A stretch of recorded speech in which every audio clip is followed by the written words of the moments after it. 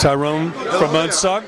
Can we get a word? Absolutely you can. I'm sorry about that. You take the mic. Will indeed. Thank you. Introduce yourselves and tell us about your role with UNSUNG and what's happening tonight. Yeah, I actually just finished 3 UNSUNG episodes in the last month or so, and one of them, in fact, is probably one of the biggest in 5 years. They're not allowing me to say who it is yet, but it's actually really, really great for me. And you know, life is good. I'm also giving Yo-Yo her award tonight, and that's a real big deal for me. I mean, it's particularly for her, so it's great for me. I know. What is it about that classic era?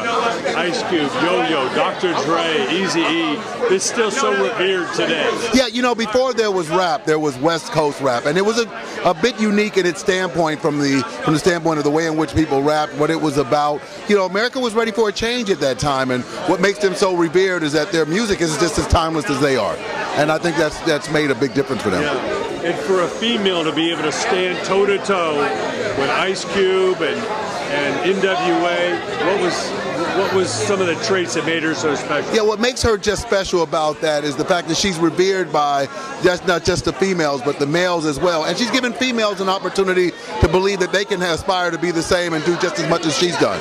And I think that's one of the biggest aspects of what she's doing right now. And I'm really proud of her. She's really done a really good job about that. And I like that. Yeah. What we love so much about UNSUNG is a lot of the music today seems very cookie cutter. It's just manufactured. There's a glut. Back then, we had great artists that really created their own style. They weren't trying to follow. What are some of the other lessons you've learned from covering these artists' histories that you can impart on the future generations of talent? Well, you know what? Being an R&B historian, it really gave me an opportunity to see music from the 40s, the 50s, the 60s, every single decade, where music in the 60s was only just a couple of minutes long and they were hits. And the crossover songs that, you know, made a lot of the R&B people, you know, really great right now. And what I've seen now, though, there's seldom anything called a group anymore. It's the reason why groups are so revered. You know, the last major group was Boyz II Men over 20 years ago.